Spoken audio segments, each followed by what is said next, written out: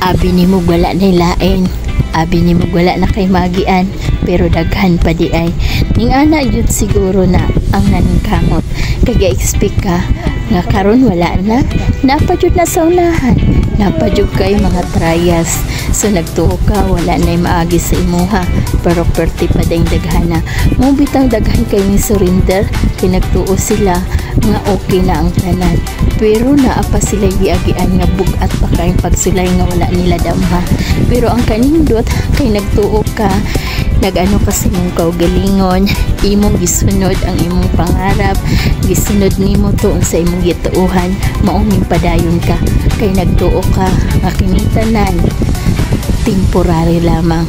Kining tanan mawala rani o kining tanan mulabay rani. Mao nga ning padayon ka sa unahan ug sa diha nga ning padayon ka sa unahan, natingala ka nga open imong mind, bukas na kaayo, gaan na kaayo siya, nindot na kaayo paminaw sa imuha.